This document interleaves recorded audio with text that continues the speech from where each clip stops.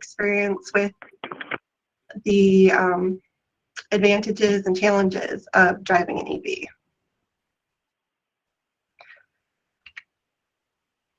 So we're going to go over some of the background and benefits of EVs, like why are we doing this, some of the roles and responsibilities, terminology, talk about the RFID cards you've been hearing a lot about, using a charging station, the different levels, where to find chargers, what to do in an emergency regarding charging, squeezing in extra miles, websites and resources. And for Q&A, just because we have a lot of content to cover and we might get to your question later, let's use the Q&A feature in the bottom right-hand corner. And then post your questions there and we'll answer them at the end. So a few disclaimers. Tesla does their own thing. This information that we're talking about is primarily related to the Bolts and the Mach-E's and the vehicles that we'll be getting. So if you hear something that I say and you say, oh no, that's not how it works, like with Tesla, theirs is very separate. The technology is constantly evolving. So we're talking about what's current at the moment. And the presentation is framed around the state fleet versus public charging or workplace charging. In some cases, there's overlap, but we're primarily focused on the state fleet. And then it's noteworthy that we are simultaneously planning for right now and the future. So what we're doing right now may be different in a year as we have an RFP for a comprehensive long-term solution forthcoming. So just to talk about some of the benefits of EVs, there are lower maintenance costs. They have single-speed transmissions. You will never have an oil change. There are zero tailpipe emissions. And you can say, oh, but what about the generation if it's on coal? Even with coal power generation, they are still cleaner than an internal combustion engine. They are high performance with quick and smooth acceleration and a smooth ride.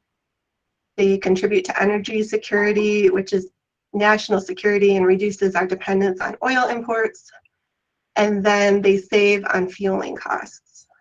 And this is a question that we get asked a lot, like how much does it cost? How much will we save on fuel if we have an EV? And so this information is from fueleconomy.gov, and it shows that the annual fuel cost of the 2022 Chevy Bolt is approximately $550. And I picked it's a little bit bigger, but the Honda Accord, also a very fuel efficient vehicle, is about $1,950 a year. And that's based on 45% highway driving, 55% city with about 15,000 miles at the current fuel prices. And so then the next question we get is, well, how much does it cost to fill up these cars? So on the left, there's a little chart that talks about the battery capacity and some of the rates that electricity rates for fueling at charging stations. So the rate of 9 cents is approximately what it would cost the state to fuel at a state-owned charging station. The second column is a public charging rate at the BGE EV Smart stations, that's 18 cents. And then DC fast charging public rate is 34 cents. And I will note that if you do plan on primarily fueling at a BGE DC fast charger, we can secure a special fleet discount card for that, but it will require you to have an additional RFID card, which we'll get to in a little bit. So some dates on background, why the change. So back in 2009, there was the Greenhouse Gas Emissions Reduction Act, reducing emissions by 40% below the 2006 levels by 2030. 2013, light duties of MOU, and that was updated in 2018, working towards electrifying light duty fleets. And 2020 is when we started using SEEP funds to redirect and used towards the fleet budgets to purchase EVs and PHEVs when replacing state vehicles. And then most recently, 2022 Climate Solutions Now, and from 2023 to 2025, 25% of the purchases of passenger vehicles must be zero emission vehicles or ZEVs, climbing to 100% by 2028. And so a little more about Climate Solutions Now requirements: 100% of passenger vehicle fleet must be ZEV by 2031, and then 100% of light duty vehicle fleet ZEV by 2036. And then DGS is now responsible for installing all of these charging stations. And that will be led by our program, the EVIP program. That's Emily, myself, and our project manager, Mehmet Shabazz. We call us the EV3. Here is a chart that I borrowed from one of Emily's presentations showing the acceleration towards purchasing EVs. You can see where we are now, where we will be.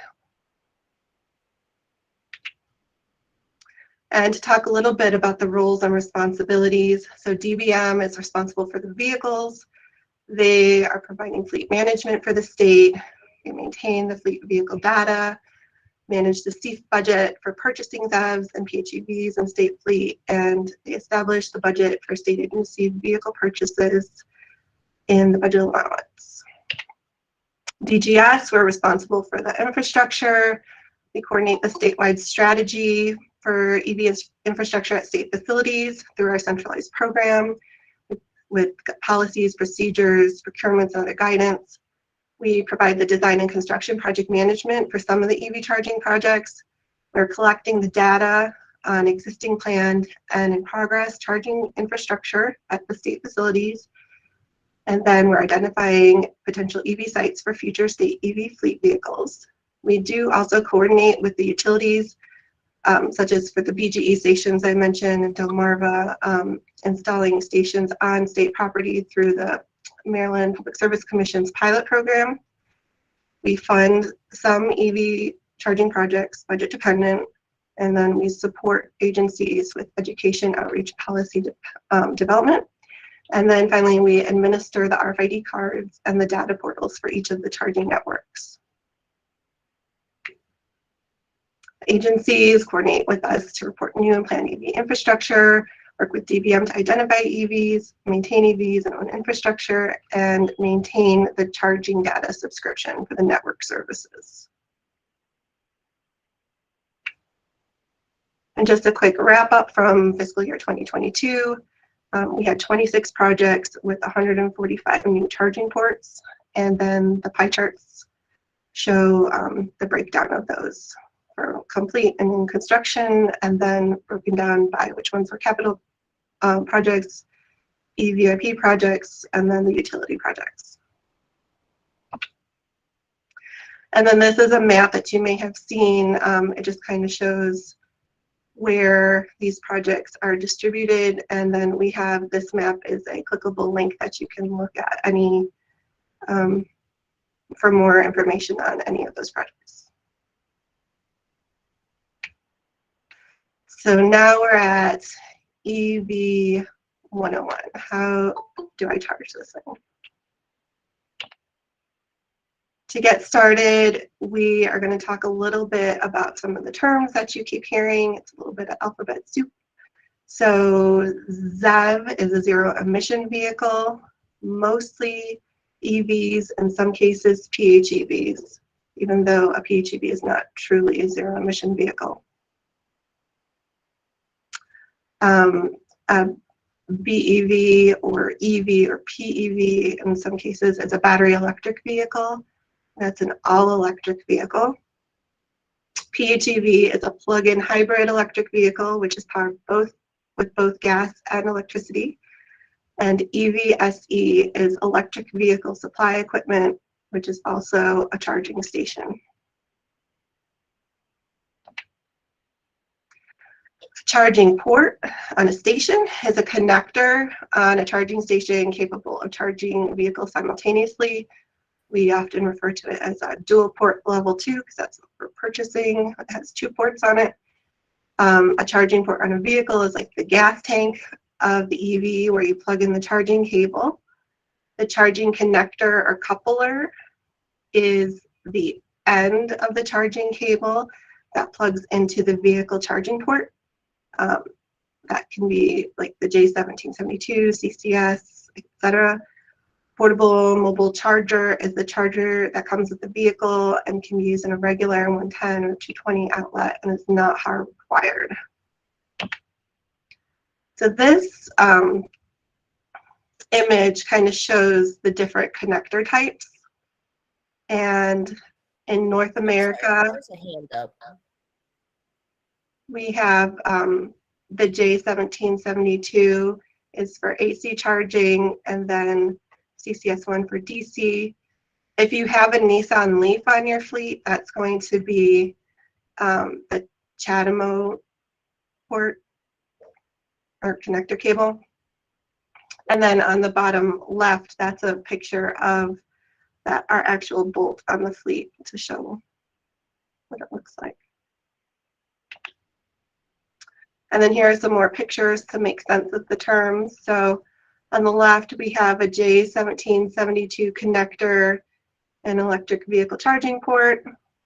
The middle is the mobile charger portable charging unit, and that is usually in the trunk or underneath the trunk if it lifts up of the vehicle. And then we have a dual port level 2 charging station. That one is ChargePoint. And then to be even more specific, this is our new Bolt in the DGS fleet plugged into the BGE EV charging stations in Lot C. So we have a dual port level 2 EVSE. It's a BGE EV Smart Public Charger. It uses the Shell Recharge Solutions Network with a J1772 connector plugged into the vehicle's charging port.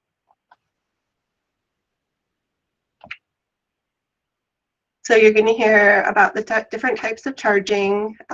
DGS is primarily installing level 2 network charging under the SemaConnect, ChargePoint, and Shell Recharge Solutions networks. So ChargePoint and Shell Recharge Solutions networks, those contracts ended in July. So new projects are currently being installed under the SemaConnect network.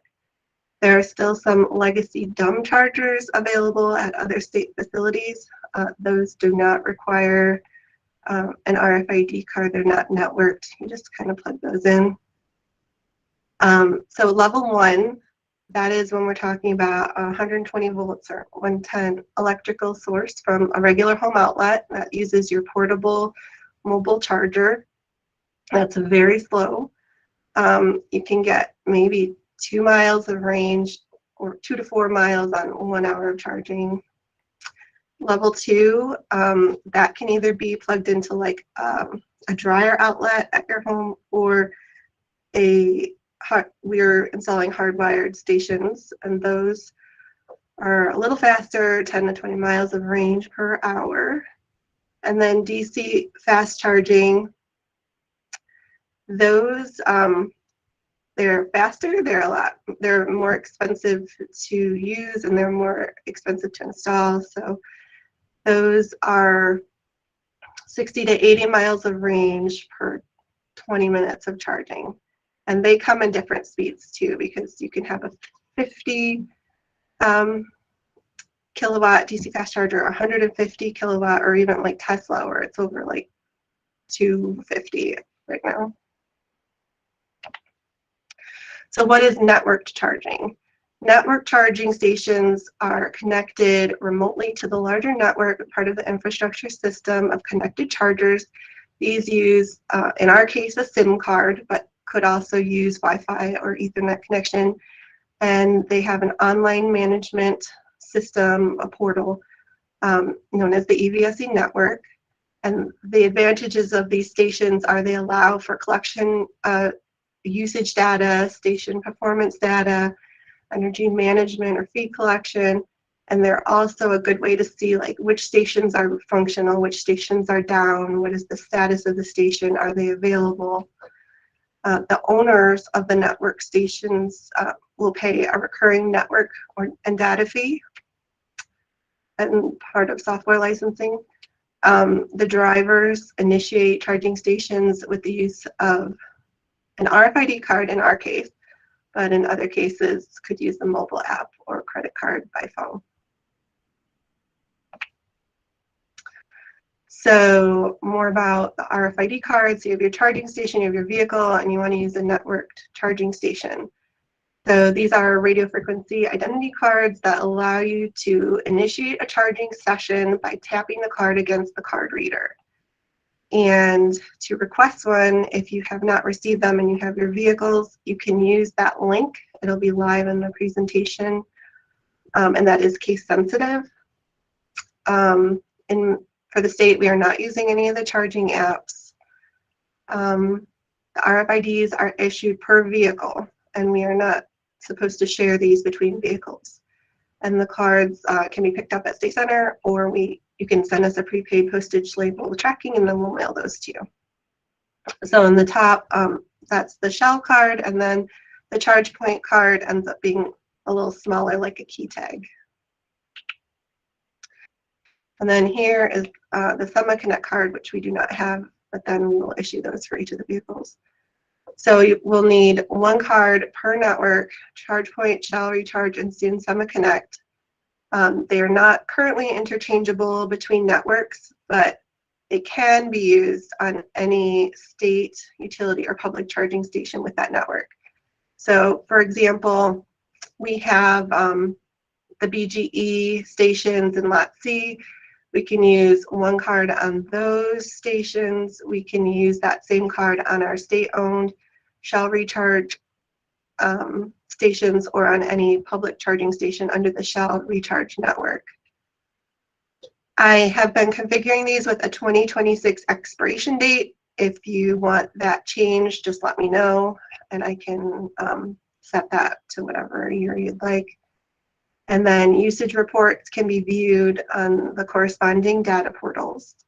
And it is possible, if you'd like, to set up an email or text notification of charging completion, or if the charging failed, we can send that connected to the RFID cards. So this is a little video for charging your vehicle on level 2.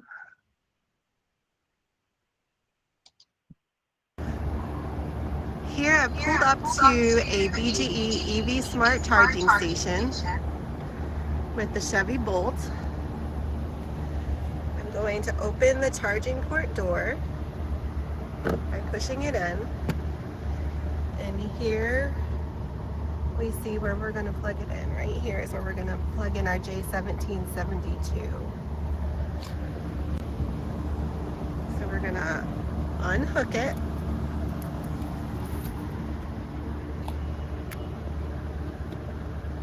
Plug it in, wait for that click. Now I have the charging RFID card. Tapping it, it says it's processing.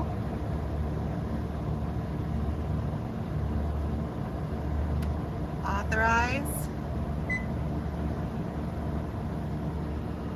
And there it shows that energy is being consumed by the vehicle. And here we have the indicator light that shows that the vehicle is charging.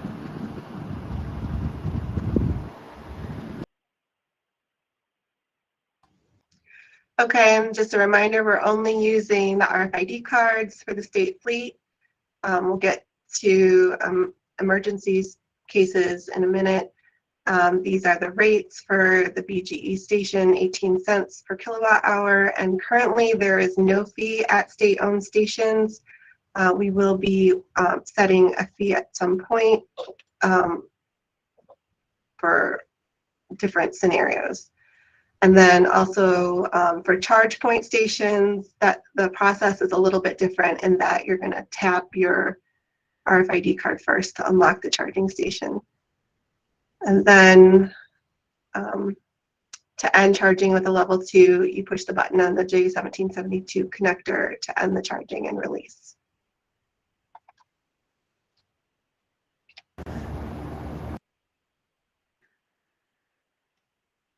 And then that's just a little video.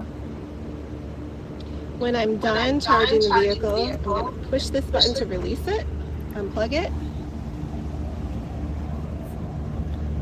It shows my charge time, the energy drawn, and the amount of time it was plugged in. Then we're going to just hang it back on the charging station.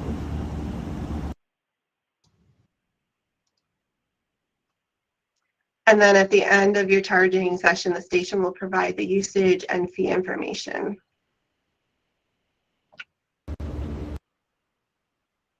And so charging your with a DC fast charger, you'll see here on the left that, again, that's the inlet for the Chevy Bolt, and there's a dust cover that you'll need to remove. And then these are the handles, and then here's. So here we are at a ChargePoint DC fast charger. With ChargePoint, it's a little different in that you have to tap the card first to release the charging handle.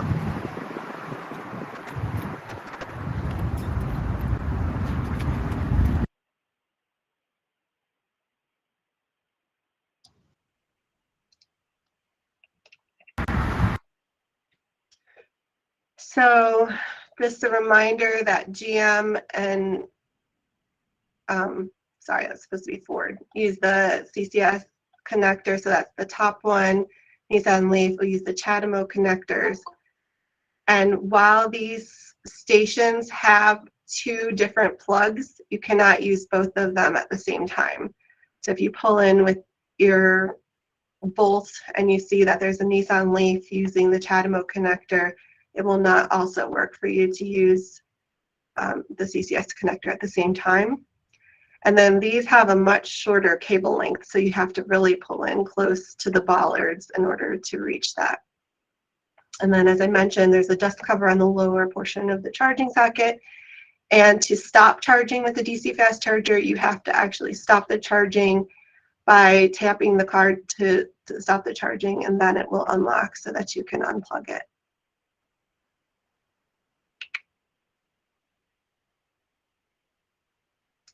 And that video just shows. To stop charging, we're going to tap the card. It's going to stop the charging, and we can unplug from the vehicle.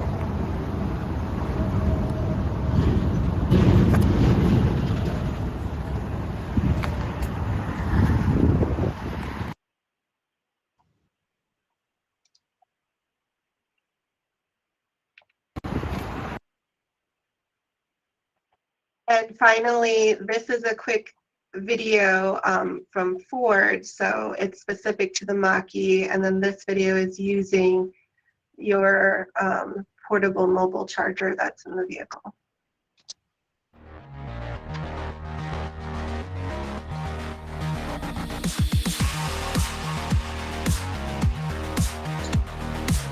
There are a few convenient ways to charge your Mustang Mach-E. Let me explain. First, every vehicle comes standard with the Ford mobile charger, so you'll never be too far from a charge if needed. You can find it stored under the carpeted panel in the rear cargo area. It includes 2 connectors, one that plugs into a 120-volt outlet and the other for a 240-volt outlet. When plugged into a standard 120-volt outlet, your vehicle will charge at a pace of about 3 miles per charging hour. With a 240-volt outlet, you'll get about 20 miles per charging hour. To charge your vehicle, first be sure the charge cord is completely unwound to avoid overheating during use. Plug the connector into the Ford mobile charger control box. Then, plug the other end of the connector into a dedicated outlet, making sure there are no other appliances on the same circuit to avoid tripping a circuit breaker. Locate the charge port in front of the driver's side door. Press on the center right edge to unlatch it. When the charge port door is opened, a helpful light above the port illuminates to assist with plugging in the charge cord.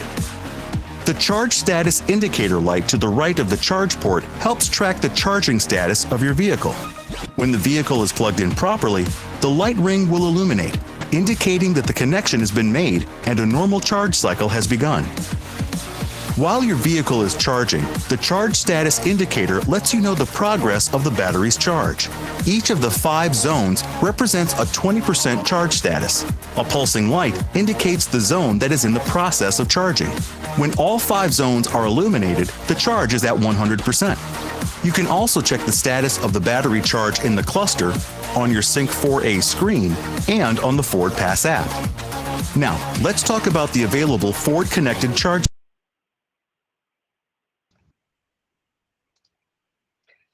And so this is what we call a trickle charge because it's so slow. It uses the cord set in the vehicle, plugs into the regular wall outlet, and it's not practical for everyday use. But I will say until we had our charging stations installed, when we had the Fleet Mach-E, we plugged it in the garage in the regular 120-volt outlet, and that's how we charged it over the weekend.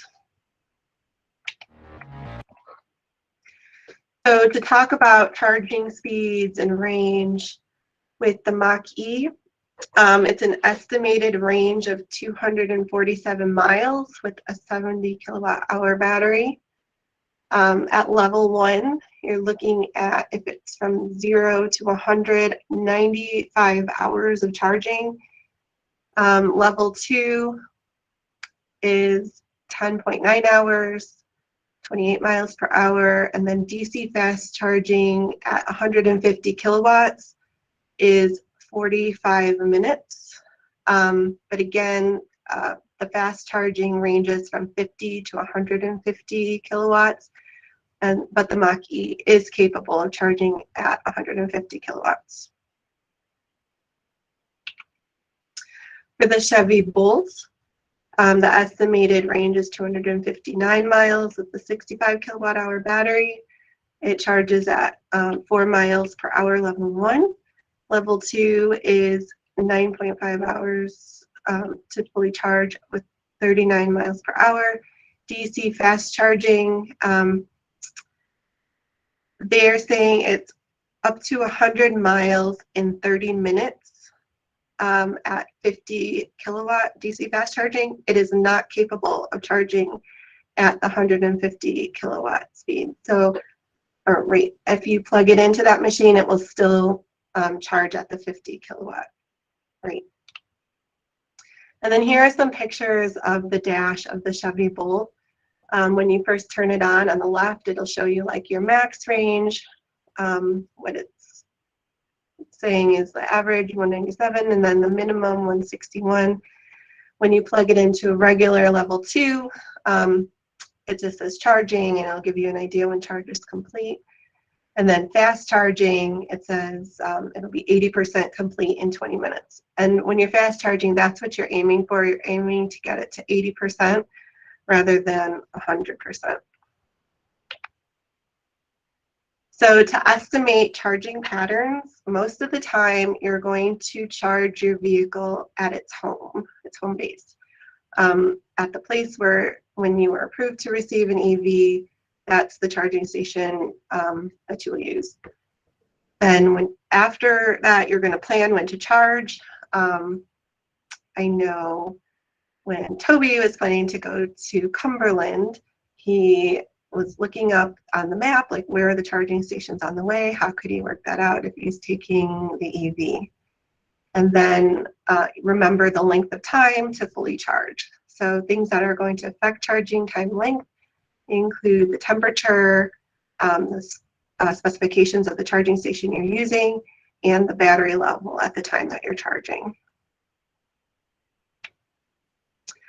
And then where to find charging stations when you're out and about. So again, we're going to, like when you're planning a trip and you're figuring out where you're going to get gas in an internal combustion engine car, it's the same, except a little more advanced planning because there are fewer of them available.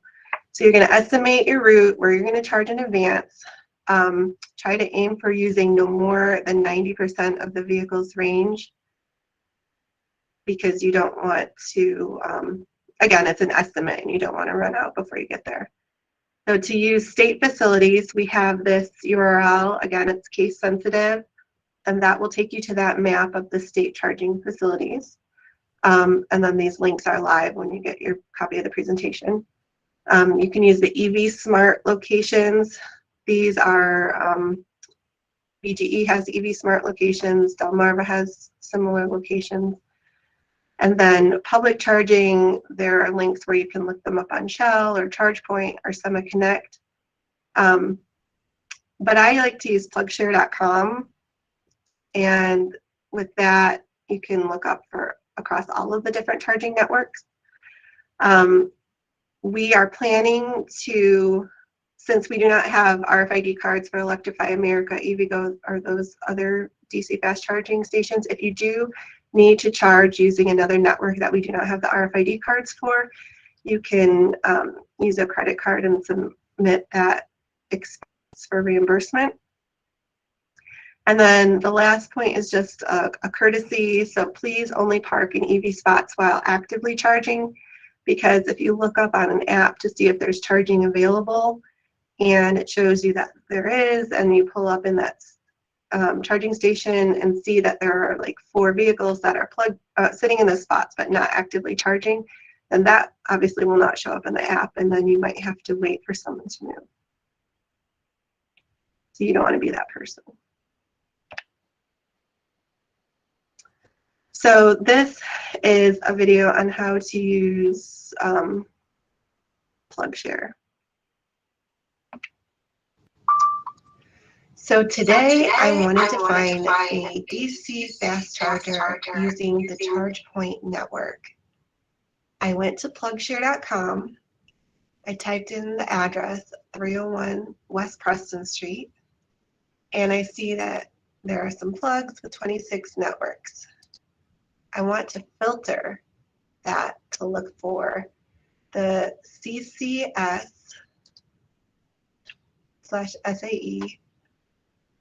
plug type, and then I want to look at my networks. I'm going to toggle all off. I'm going to select ChargePoint. Anything else I want to add? Nope, that's about it. So now I'm going to search for the charging locations with that plug type and that network near me at 301 West Preston. The immediate vicinity, there is nothing, but I can zoom out. And I see that there are now a few to choose from. There's one at Royal Farms. This one is at the MDTA Fort McHenry Tunnel. Here's one that says visitor parking. So this MDTA Fort McHenry Tunnel looks like my best bet. I'm going to click on that. I see it is ChargePoint. It has both connector types, 62.5 kilowatts, and it's rated a 10. So that means it's reliable. I see that it's free. Parking is free. And it's 24/7. So that is where I am going to go to charge the vehicle.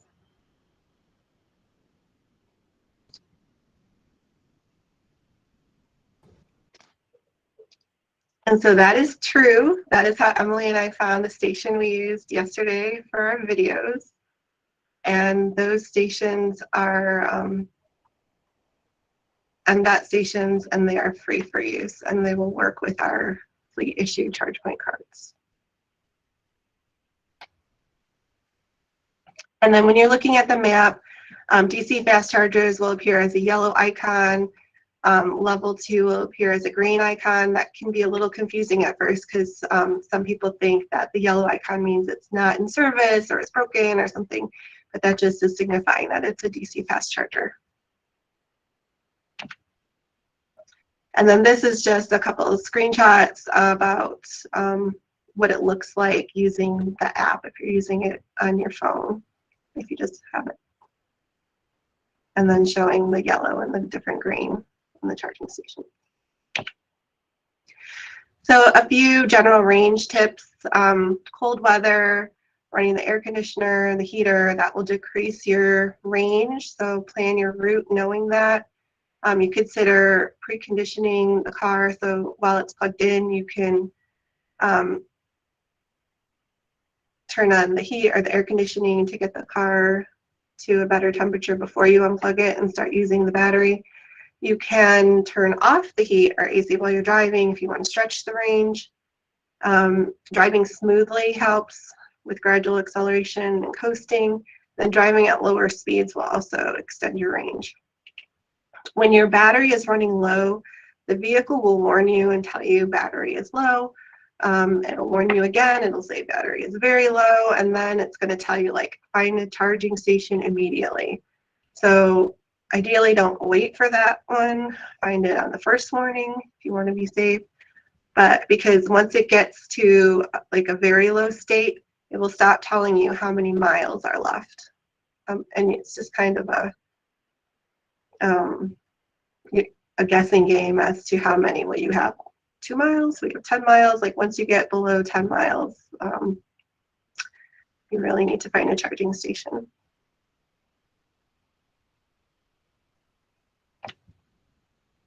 So for the Bolt specifically, there are a few different modes that you can drive in. There's a sport mode that actually lowers the range, but there's a regen on demand mode that will improve the range, and then one pedal driving mode. These are some pictures as to how to activate the different modes, and then you can also check your vehicle's manual.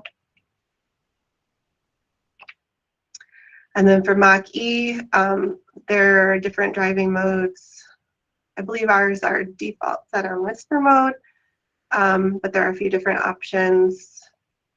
And they do not affect the range as much as the different modes on the Bolt. And then for charging emergencies, what do you do if you don't have enough range? You can use plug share, like we mentioned. The vehicle's onboard display should also identify different charging stations in their network, like Ford's network or Chevy. For networks without the RFID cards, as we mentioned, you can use a credit card and submit the charge for reimbursement. Verify that the station can be used without an RFID card.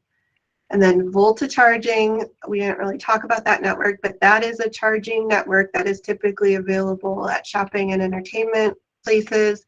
There's no RFID currently needed. The charging is free. They support their infrastructure with advertising. So that is something that you could use in a pinch. Those are all level 2 though, so it'll just give you a little bit more range to get to your destination.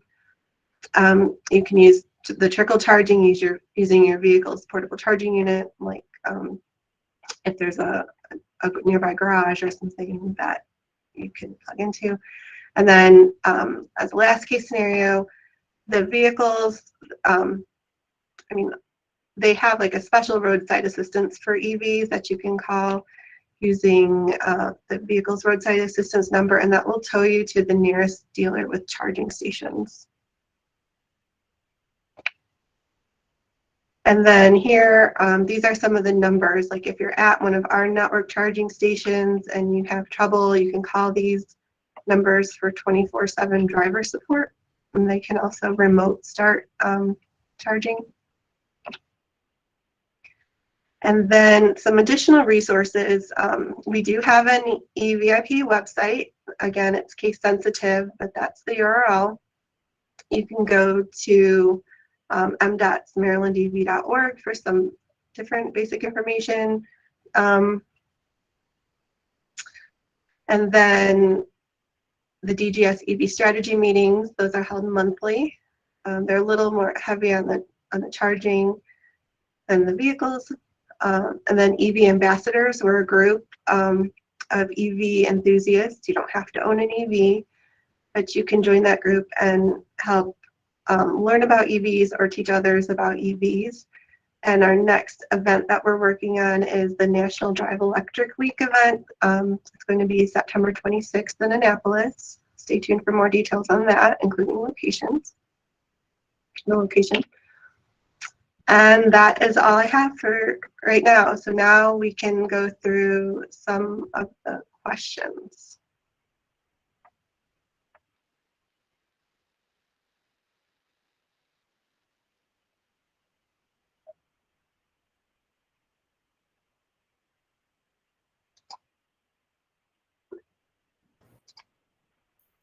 Corinne, I've added some to the Q&A feature that I saw.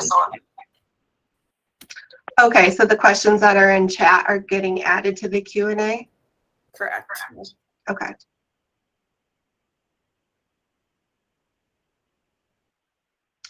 Okay, so the first question is, I would imagine that anyone driving an EV will be charging during the workday if possible. Due to the slow speed of charging, is there enough capacity for charging stations at State Center?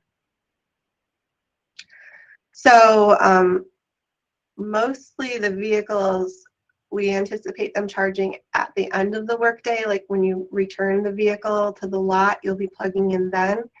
We have the BGE charging stations in Lot C, and then we're going to be installing state-owned stations in Lot F. And then there are, for fleet vehicles, we also have some level 1 outlets in the garage that those, if you've just used a few miles for that day and just need to replenish a little bit, you can plug those into the level 1 outlets in the garage. So, the level 1 outlets in the garage are all have lock covers on them, so that's not an option. well, for fleet vehicles. No, but they're all locked. There's locking covers over them now, so you wouldn't have access to them unless you're able to reach out to facilities and possibly get a key. Oh, okay. So the one key, all right. So there's not a key in every book like how it is in our book, right? Correct. Okay. So we'll look into that. If for some chance the Lot C and future Lot F is not adequate. Okay, the next question. Considering that the majority of EVs run proprietary software, has DGS negotiated terms and conditions with a specific manufacturer or an agency, even of a fleet contract, be responsible for negotiating? So we have negotiated software agreements with the charging station networks. So we have those software agreements with Shell Recharge and ChargePoint, and then working on with SemaConnect. I'm not sure of what DBM has negotiated regarding software for the vehicles, but we can look into that. Okay. Using both ports on a single DC fast charge, will this stop charging on both cars or only the second one connecting? The second one connecting will not, it should not unlock if you tap it when the other one is in use. How much does fast charging reduce the lifespan of the battery? So I've looked into this and I've been unable to find like a definitive answer. I did reach out to one of the tech teams at the joint office on the federal side, because they said ask any question you want. So that was one of the ones I asked, and there's just not a lot of research there. There are people, I mean, there are different articles that will say that using DC fast charging as your main charging method can reduce the lifespan of the battery, but I have not seen it concretely written in how much yet. But that is something to keep an eye on. Next question, I want to make sure that I understand when our program is traveling across the state longer than range, we need to build time into the commute to charge the vehicle along the way. So, I mean, Emily, do you want to answer that one? I'll say anything different than you. Yeah, I mean, Corinne talked about planning out your trip, if you're going from one side of the state to the other, I would try to plan that out and account for some time to charge if you are not going to make it within your vehicle's range. Yeah. The next question, can you charge in the rain without an overhead cover? Yes. There are safety mechanisms built into the charging stations, and you can charge in the rain. Will the state-owned stations work with the Mach-E or just the state-owned stations will work with any of the vehicles. They'll work with the Mach-E, the Bullet, the Leaf, any of the vehicles they will work with. How soon should we anticipate the charging stations be installed at the locals? Do you want me to take this one? Sure. Our plan is to start with approximately 200 charging ports. So that's the actual connection point per year based on the funding level that we have now at DGS. We're hoping that there will be increased amount of funding for the infrastructure and we can ramp up into the future so that eventually every facility that has light duty passenger vehicle on their fleet will have charging infrastructure there adequate for that. That is our plan and our goal. We're also working with DBM around vehicle assignments to make sure that vehicles aren't being assigned to agencies where we cannot get charging in quickly. So that is a collaborative process.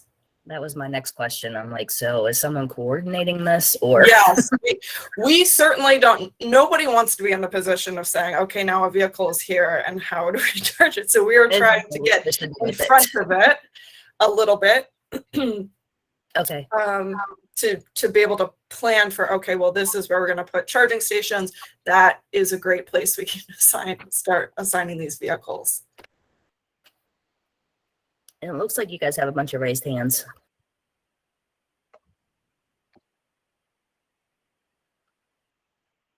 Okay, thanks. We'll get to the raise hands once we get through the pre-posted questions. Lifespan of the battery. So we're seeing like warranties on batteries that are ranging from like 8 to 10 years for the warranty.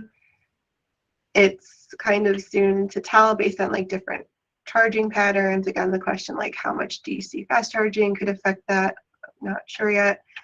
But it should be like 8 to 10 years.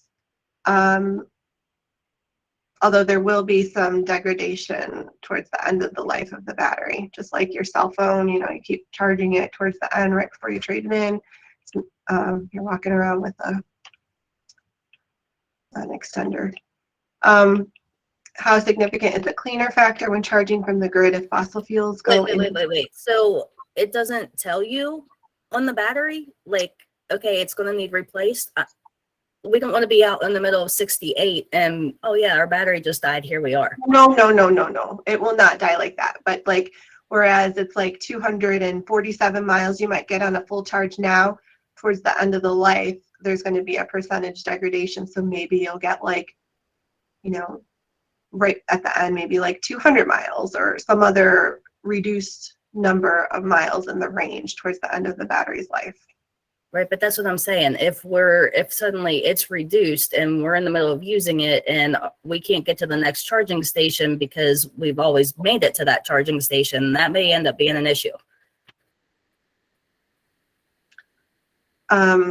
So yeah, if you're planning on that specific charging station, you might have to modify the route or the charging towards the end of the vehicle's life. But this, I mean, this is a ways down the road.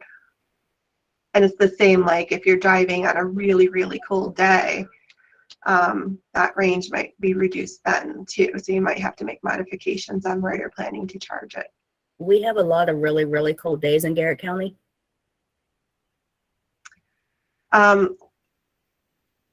So, I mean, you'll just have to account for that. I mean, it's not a dramatic difference in the range, but there will be some difference. on cold days than a warm day. And then for the cleaner factor, there are different reports, but it's estimated that it's like twice as clean to drive an EV, even with fossil fuels, than a traditional vehicle. Again, it's going to depend, like if you're comparing against like a Hummer or like an Accord, you know, it's going to vary. So does mountain ranges affect this? Does hills affect sorry? battery life? Does hills affect battery life and going up mountains? Because we do that a lot. I mean, your driving style does. So if it's a lot of Well, we don't have flat accelerate- land around here. Everywhere we go is up a hill, down a hill, up a hill, down a hill. Does that affect our battery life? Well, I think what Corinne's trying to say is that, you know, not everyone's going to get the exact same mileage and range out of comparable vehicles because the terrain you're driving on, the weather conditions you're driving in, as well as your personal driving style are all going to impact your range, just like in a gas-powered vehicle. You know, they're not going to be as significant of a degradation as, you know, driving around like a maniac in a gas car. You can see, you know, you're going to lose a lot more range percentage-wise than you would, say, you know, driving through the mountains in the EV. But so as you use them, it's going to be a learning curve to figure out, you know, how your particular usage, you know, is working out. So, you know, these are EPA estimates for range, you know, and manufacturer estimates for range. But, you know, those are under, you know, ideal driving conditions, and, you know, everyone's going to be a little bit different. So it's just going to be a learning curve to figure out how, you know, your utilization is affecting your battery life. Yeah. One thing I Thank you, think John. may be helpful. Feel free to chime in at any time. It might be also Um, helpful to note that I think the battery charge, if it does degrade over time from, for instance, 260 to 200, that would happen gradually. It probably wouldn't be like one day you wake up and it's suddenly 200. That's correct, yes. Okay, will the state reimburse or pay for installation of level 2 charging at homes where staff have take-home cars? So this is something that we are not currently doing, but it's on our radar screen to figure out. I will add that we are not, or DBM, who is the agency responsible for the vehicles, is thinking about pool vehicles that are parking in a lot. They're not looking at individually assigned vehicles until we have a way to kind of handle that. Thanks. Bryn, do you want me to handle some of the infrastructure project questions on here? Yeah, that would be Okay. good. Corinne's been speaking for a while, so I'm going to give her a quick break. And thank you. That was a lot of great information. I am Emily Soontor and Sarah Toole. I work with Corinne and Mehmet in DGS Office of Energy and Sustainability on the fleet program, on the EV infrastructure program. I am going back here. Will the state reimburse or pay for charging stations? Okay, we answered that one. How many DC charging stations are available? Are they strategically throughout the state? Okay, so charging stations, once you get a copy of the slides, and of course a reminder, please put your email in the chat so we can get it to everybody. It's the only way we're going to get everybody's email to send this out.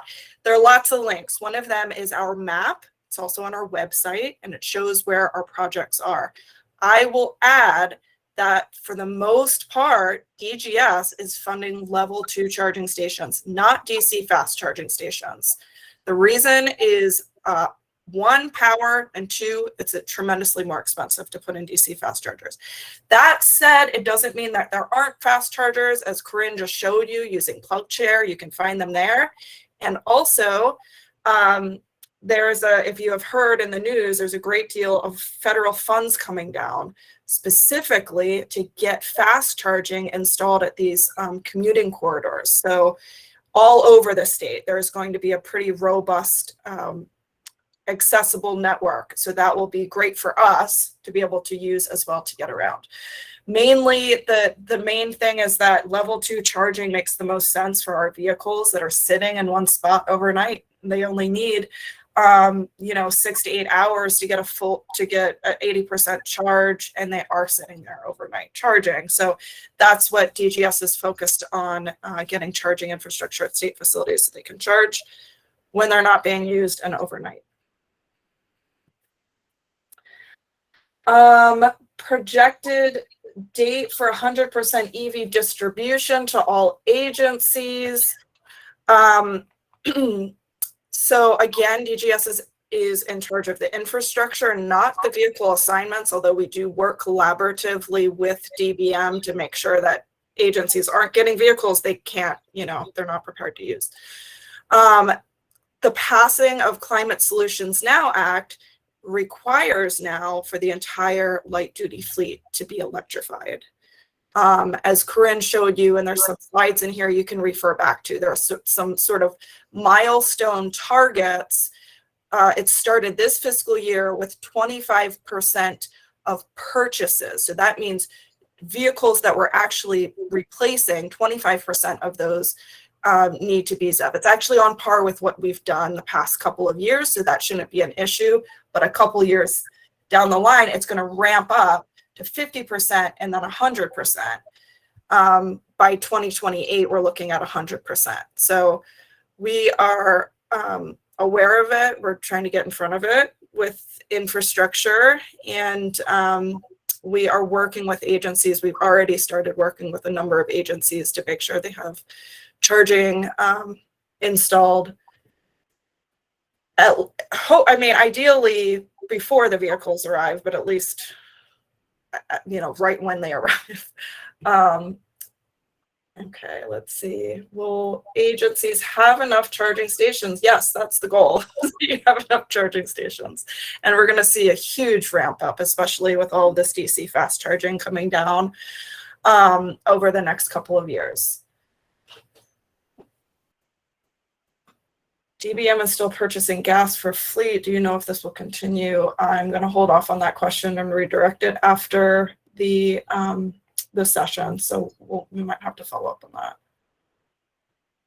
Mike, is the state planning on replacing all gas vehicles eventually? Right now, it's light duty that is going to be 100% replaced per Climate Solutions Now Act. And there are some carve-outs. Some exceptions for transit related and for police vehicle, anything that's special duty, I believe.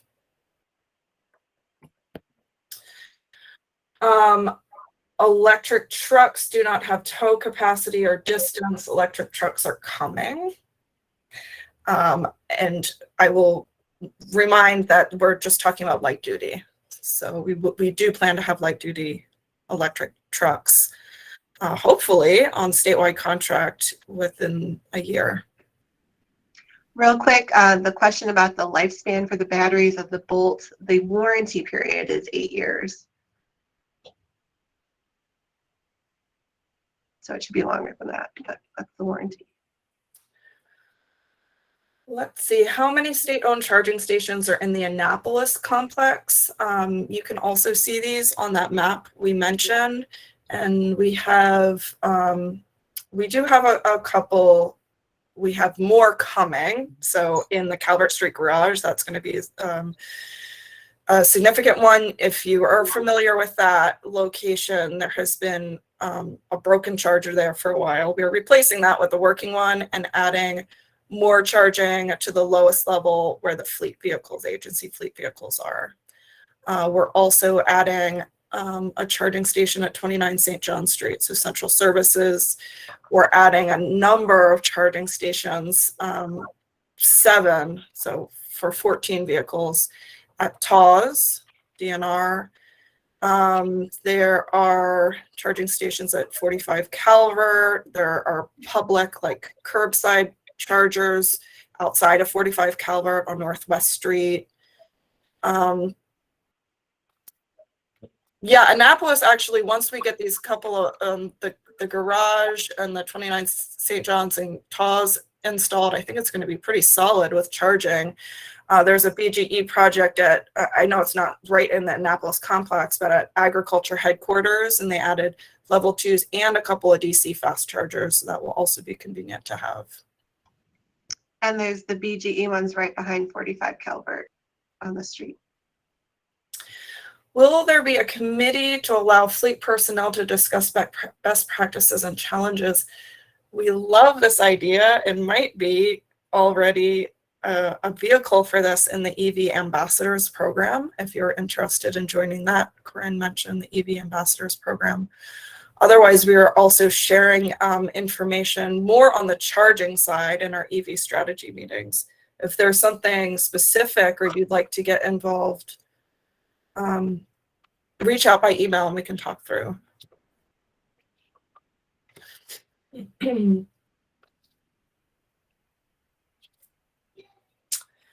we track vehicle charging, like when each vehicle on our fleet is charged and when, the same way you can with the fueled up on Carol's fuel cell? So this one, so we are, because these are network charging stations, we will have data associated with this that we will have access to, but it's not really the same kind of data as you're getting from the car. And that is kind of talking about telematics. Now, telematics is something that I know DBM is planning and working towards having in the future, where it would tell you that kind of data, like battery status and things specific to the individual car. The charging station itself is collecting data like on the kilowatt hours of electricity usage.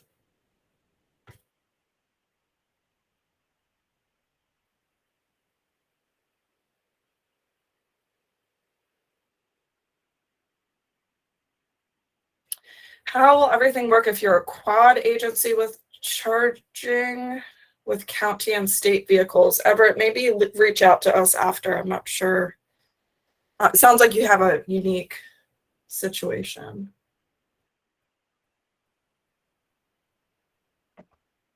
Corinne, if a car is plugged in on a Friday night and left plug in for the whole weekend, is there any damage to the battery?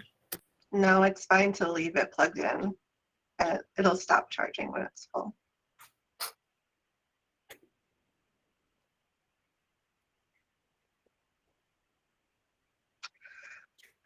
So we have opted at this point to not list the like any of the state-owned stations on PlugShare.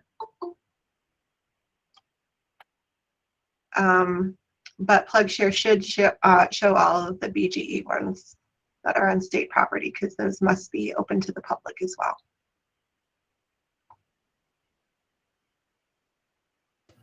At State Center, these are at the fueling lot C.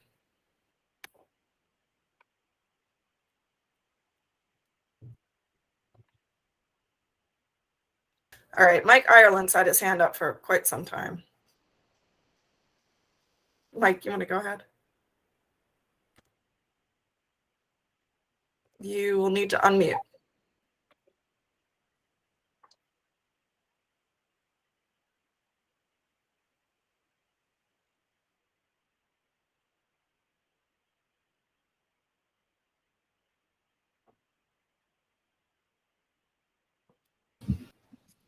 Emily, this is Louis Luna from DGS. I think Mike's concern has been along the lines of we have specialized needs, and our vehicles and other agencies have said sort of the same thing, that if we have a one-size-fits-all, will there be any allowance made for those specialized needs? And we're not police, we are maintenance.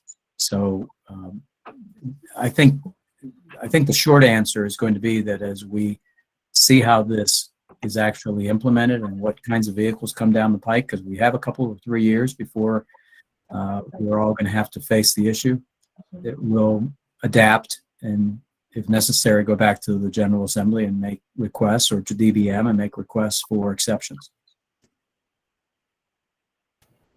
Yeah. Thanks, Louis.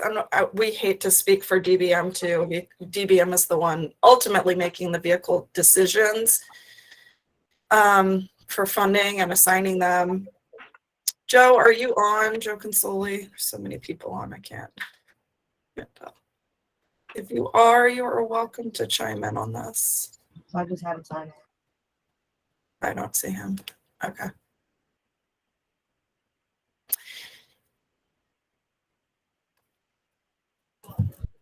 Hey, Em, this is Mike Ireland. Thanks, Lewis, for chiming in.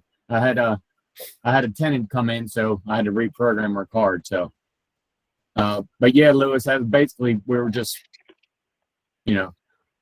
being facilities. We know that plowing and whatnot, they just wouldn't last.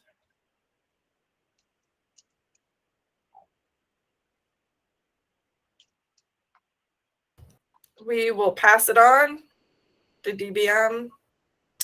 Again, we're not making those vehicle assignments or decisions. We're looking at where the infrastructure needs to be, knowing that vehicles are coming on. Sure. Now, don't get me wrong. I still like a gas vehicle,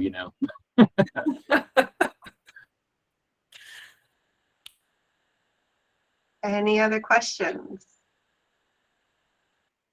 And if you think of one after the meeting, feel free to email me and we'll do our best to get an answer to you.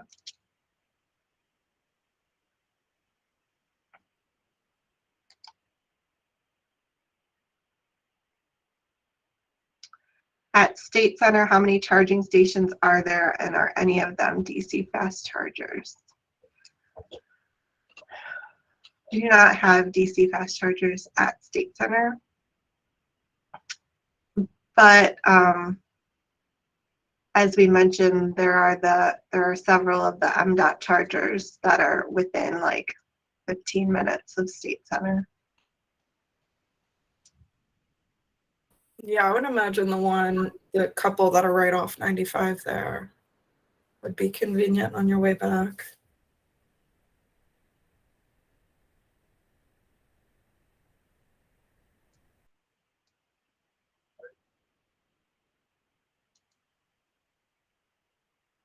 All right, well, thank you, everyone.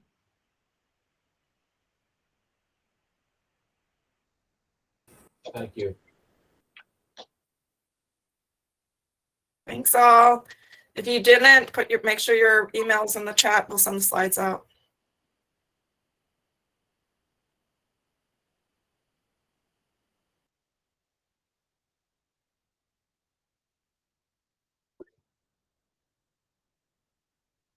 Hi, Ursula.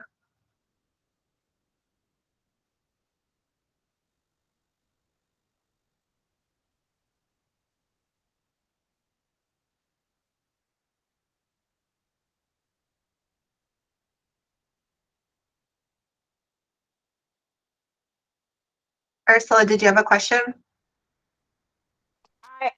I do. So there are no fast charging stations up at Preston Street. There are not here, no, but there are Okay. nearby. But they are nearby. Yep.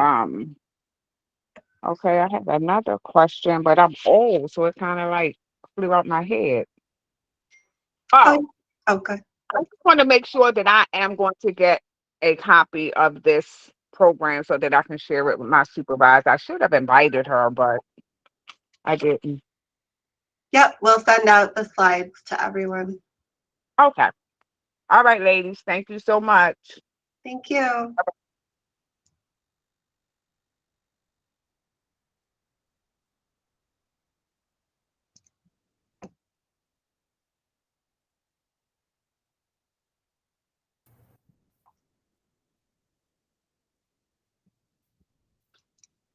Hi, Ben.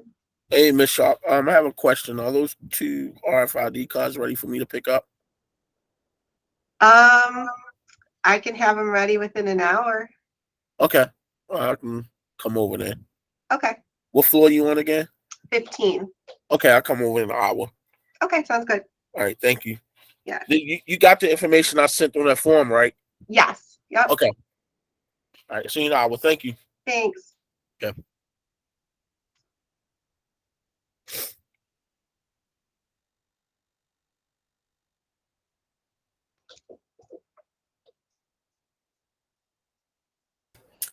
Maybe since we have a lull, folks are leaving. Everett, you said you're an agency that has state and county. Can you explain that?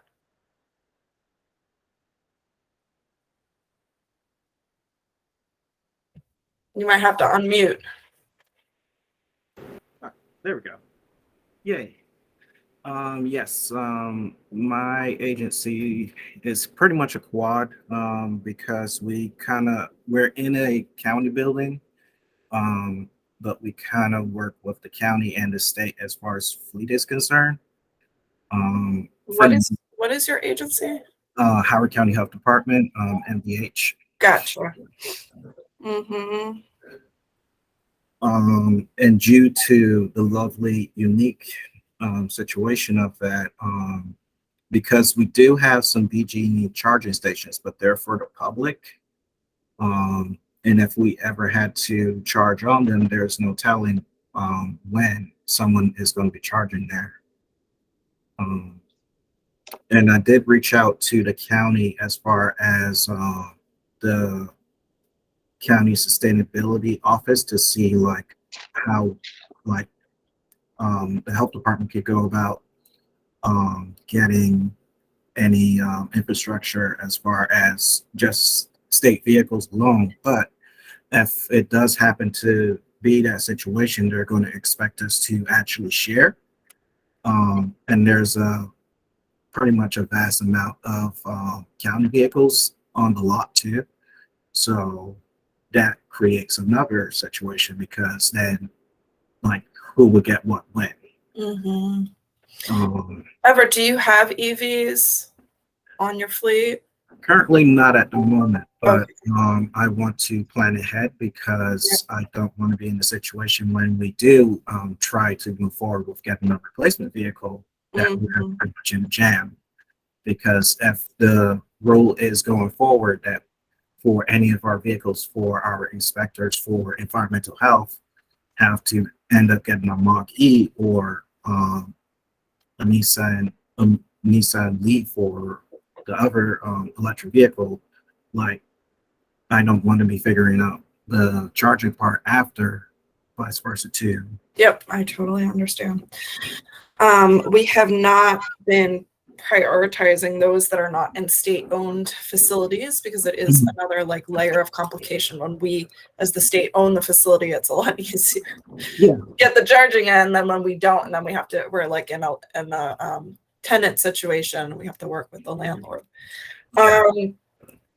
So in terms of assigning vehicles to your agency, I think DGS and DBM are on the same page that we would hold off on a situation like yours as long as we can.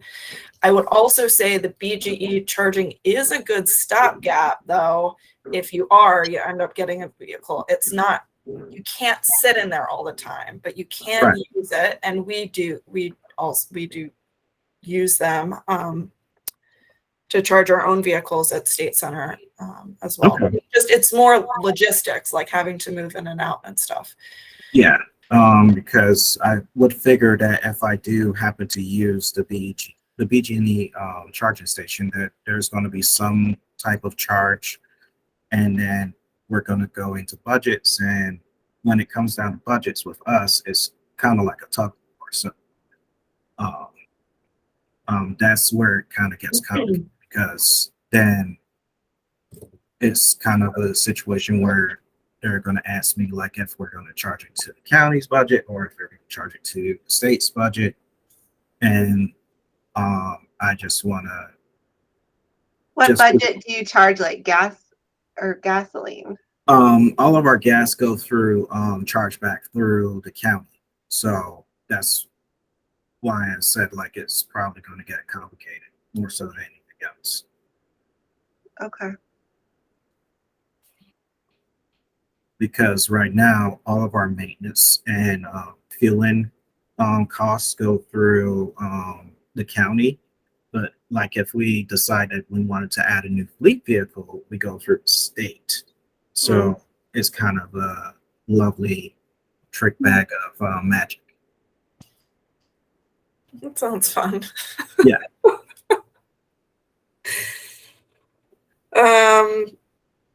I I'm making a note. Okay.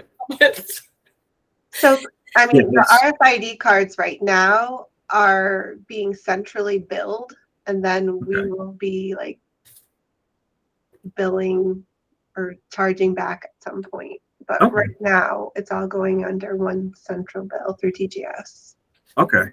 All right. So that kind of gives me an answer because if we do happen to go that route, at least I know that we can use the BG&E charging stations, but I don't know how that's going to be like going forward because then we'll probably have to think about something a little bit more robust going forward. Mhm. Especially the fact that we have our own fleet, and right now we're sharing a building with like several different agencies. So we have like Parks and Rec, who has a like roughly 10 vehicles, park rangers like another 10 to 15 vehicles.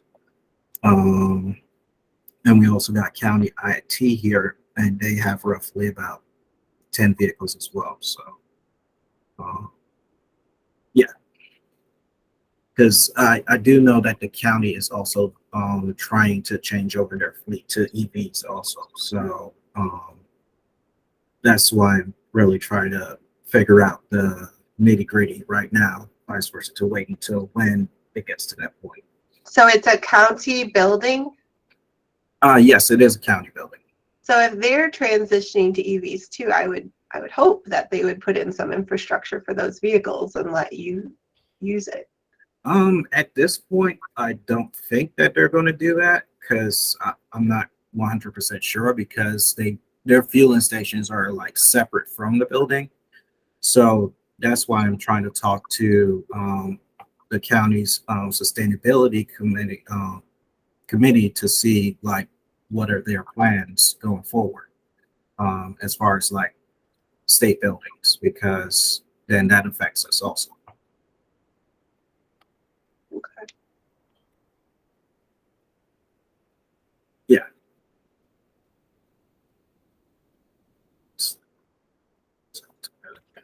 Well, if you don't have any vehicles on order at the moment, then it gives us a little bit of time to figure something Yeah, out. I'm only thinking now because we have one or two vehicles that are reaching the 100,000 mark. So I'm sure that I'll have to make that decision then. But if you're saying like for our type of situation, we might get a pass.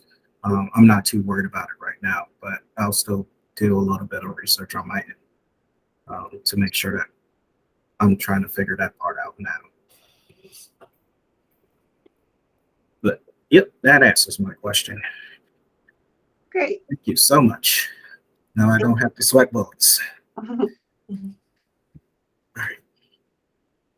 I'm going to hop off now because I have to jump into another meeting. Okay. All Have right. a good Thank day. you so much for your help. You're welcome.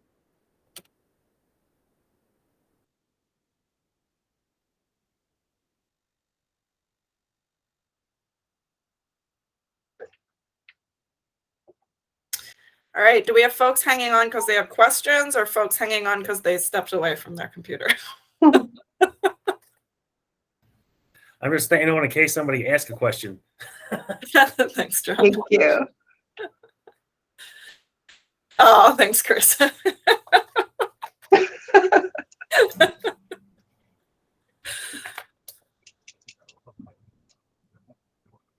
Not that I was willing to speak up for anything that really is a Joe thing, so I wasn't actually that useful, I know.